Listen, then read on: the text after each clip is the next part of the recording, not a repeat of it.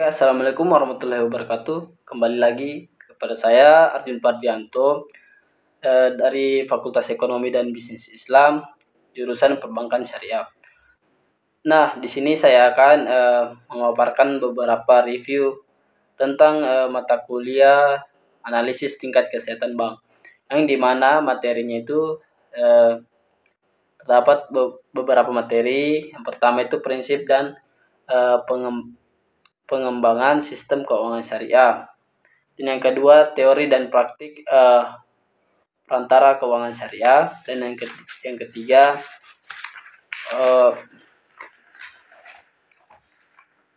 ketiga, itu tata kelola perusahaan.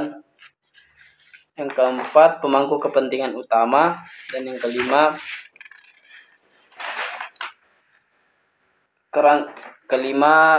adalah kerangka analisis risiko. Yang keempat, manajemen risiko kredit. Nah, langsung saja pada materi pertama, yaitu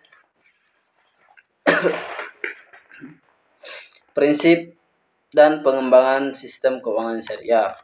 Sistem keuangan syariah adalah sistem keuangan Islam yang merupakan sistem keuangan yang menjembatani antara pihak yang membutuhkan dana dan pihak yang berkelebihan dana. Oke, sampai sini kita paham. Ciri-ciri keuangan Islam yaitu harta publik dalam sistem keuangan negara adalah harta milik Allah. Ya, kita ketahui bahwa seluruh yang ada di dunia ini adalah milik Allah Subhanahu wa taala saja.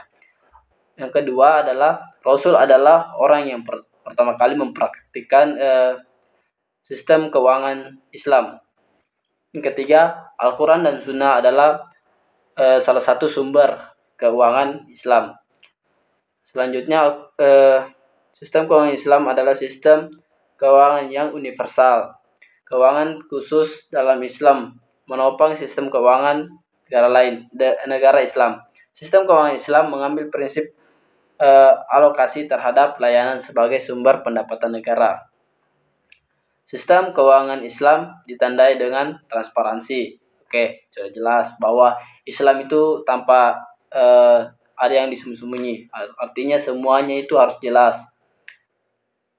Selanjutnya, sistem keuangan negara Islam merupakan gerakan kebaikan. Sudah jelas bahwa Islam itu saling tolong-menolong. Sistem keuangan Islam adalah modal toleransi umat Islam. Nah, selanjutnya adalah prinsip-prinsip sistem keuangan syariah, yaitu prinsip yang pertama adalah pelarangan riba. Sudah jelas bahwa riba ini sangat diharamkan oleh umat Islam dalam sistem keuangan Islam atau jual beli ataupun apapun itu. Selanjutnya adalah pembagian risiko. Nah, pembagian risiko di sini itu seperti bahwa jika ada suatu risiko yang terjadi atau suatu perusahaan mengalami kerugian, maka ditetapkan akan si pemegang saham ini dan si pemilik saham ini dan si pemilik perusahaan ini akan membagi risikonya atau sama-sama membayar dari dampak risiko yang terjadi. Selanjutnya, menganggap uang sebagai modal potensial.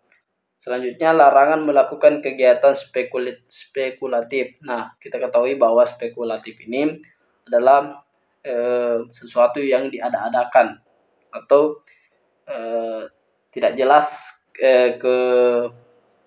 keterjadiannya atau tidak jelas apakah ini benar-benar nyata terjadi atau tidak. Selanjutnya, kesucian kontrak. Umat Islam atau bank syariah atau perusahaan Islam lainnya sangat memegang teguh suatu kesucian atau kontrak yang telah ditetapkan itu, bahwa itulah yang menjadi sah. Selanjutnya, aktivitas usaha harus sesuai dengan syariah. Sudah jelas bahwa apapun itu di syariah harus memiliki prinsip sebagai syariah. Oke, selanjutnya materi yang kedua adalah teori dan praktik perantara keuangan syariah. Keuangan syariah adalah sistem pengelolaan keuangan yang ditetapkan sebagai patokan ini tidak sebagai ditetapkan pengertian keuangan syariah. Keuangan syariah adalah selanjutnya materi yang kedua, teori dan praktik perantara keuangan syariah. Keuangan syariah adalah sistem pengelolaan keuangan yang diterapkan dengan menggunakan prinsip-prinsip Islam dan hukum Islam. Sebagai patokan, ini tidak hanya berlaku untuk sistem, tetapi juga untuk lembaga keuangan dan produk yang mereka tawarkan. Nah, praktik perantara keuangan syariah adalah lembaga perorangan yang berfungsi sebagai perantara, sebagai pihak untuk memfasilitasi transaksi keuangan. Nah, di sini ada bank syariah. Pertama, bank syariah. Bank syariah merupakan bank yang menjalankan kegiatan usahanya berdasarkan prinsip syariah atau prinsip hukum Islam. Yang kedua, tempat gadai syariah. Tempat gadai umumnya menyediakan layanan pembiayaan uang dengan jaminan barang atau surat berharga sebagai salah satu persyaratan.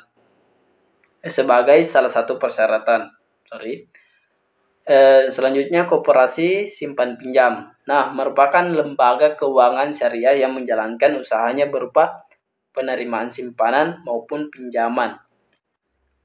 Yang keempat, lembaga asuransi syariah. Asuransi syariah adalah usaha yang tolong menolong dan saling melindungi di antara peserta yang menetapkan prinsip hukumnya sesuai syariat Islam. Yang kelima, lembaga pembiayaan syariah. Biasanya menawarkan berbagai jenis pembiayaan. Nah, fungsi utama dari perantara keuangan sendiri adalah sebagai media penghubung untuk memfasilitasi transaksi.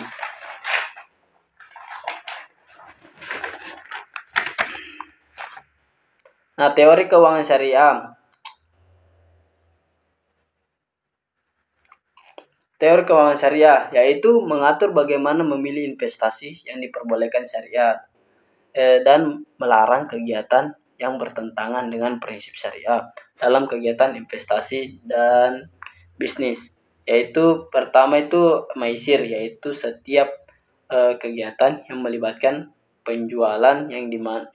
penjudian yang dimana pihak yang menang akan mengambil taruhannya. Yang kedua itu gharar atau ketidakpastian.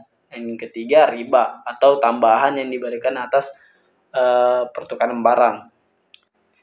Selanjutnya batil, jual beli yang tidak sesuai dengan rukun.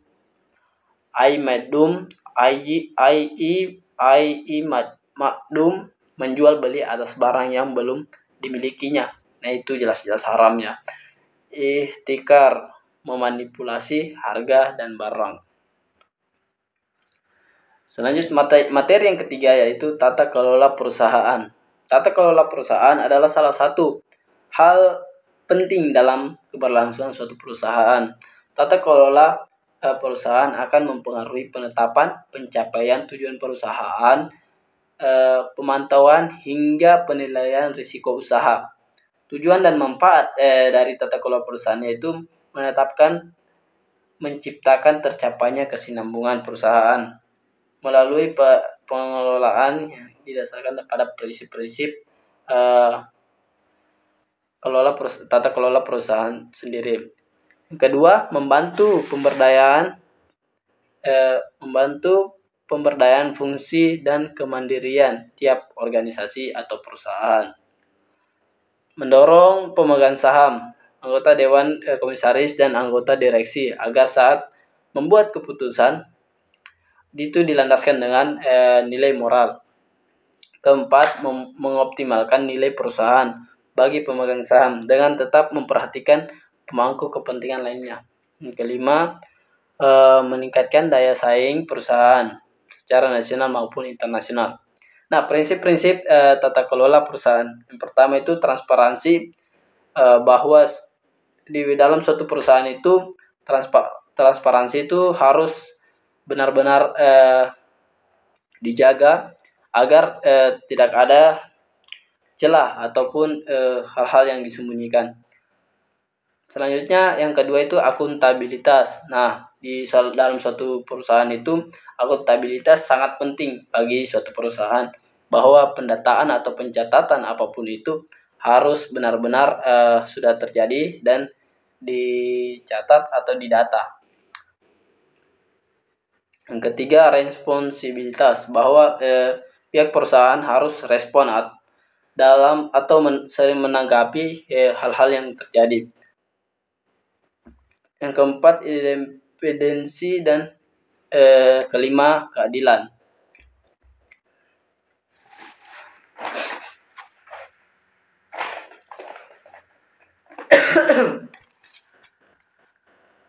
Nah, materi selanjutnya yaitu materi keempat, pemangku kepentingan utama.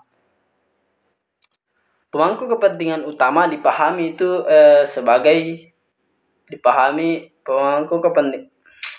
pemangku kepentingan utama dipahami sebagai kelompok sosial yang mewakili sumber daya modal perusahaan yang paling penting saat ini. Selain mengarahkan kekuatan dan mempengaruhi seluruh rantai produksi, mereka juga memiliki kekuatan untuk mempengaruhi secara langsung atau tidak langsung keberhasilan perusahaan. Nah, exposure dan manajemen risiko. Manajemen risiko adalah proses pencapaian tujuan organisasi dengan cara efektif yang berhubungan dengan risiko dalam suatu perusahaan. Nah, bentuk-bentuk risiko. Bentuk risiko itu ada 4. Di sini ada 4. Yang pertama risiko murni, atau risiko yang terjadi secara sendirinya.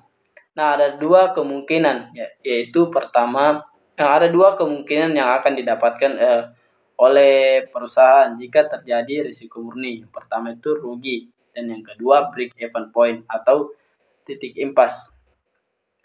Yang kedua risiko spekulatif.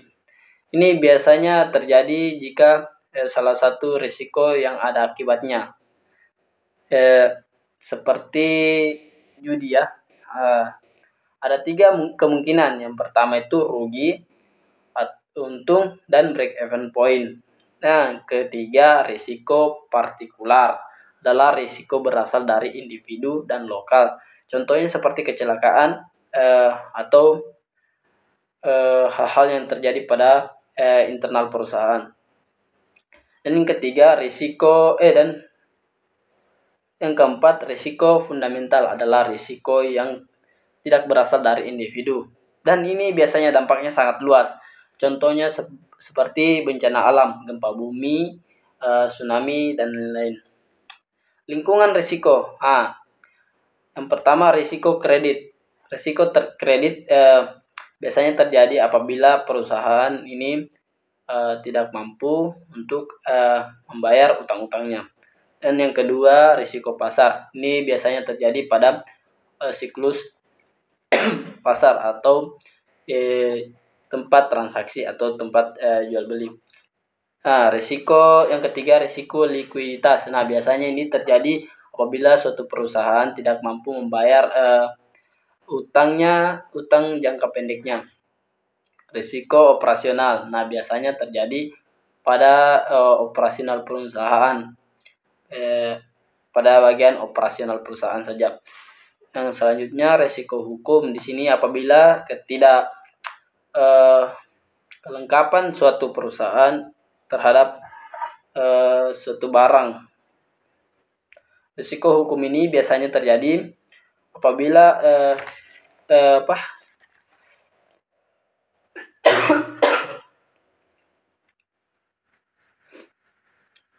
risiko hukum dan risiko reputasi. Risiko hukum ini biasanya terjadi apabila perusahaan tidak memiliki berkas-berkas penting terhadap nasabahnya. Risiko reputasi. Nah, biasanya ini jika terjadi suatu risiko reputasi akan merusak nama suatu perusahaan tersebut.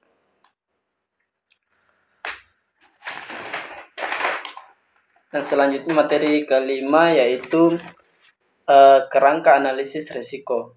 Analisis risiko dan manajemen risiko adalah kegiatan menentukan tingkat kemungkinan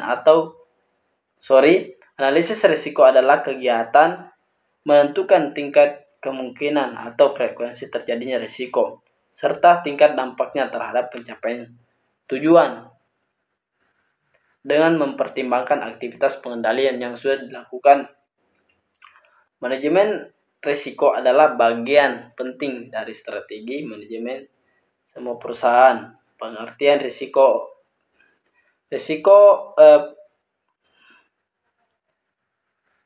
operasional merupakan risiko yang umumnya bersumber dari masalah internal perusahaan.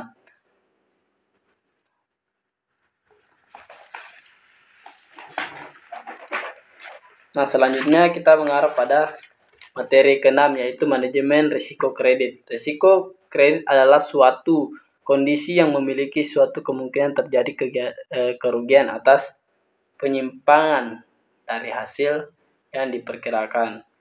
Jenis-jenis risiko. Pertama, risiko bank. Yang pertama itu jenis-jenis risiko bank. Yang pertama, risiko pembiayaan, risiko pasar, risiko operasional, risiko likuiditas, risiko kepatuhan, risiko hukum, risiko strategis, risiko reputasi, risiko imbal hasil, dan risiko investasi. Konsep dasar risiko itu seperti apa sih? Konsep dasar risiko itu pertama memiliki kedudukan risiko antara lain hazard yang diartikan sebagai situasi bahaya dapat memperbesar peril atau kejadian bencana.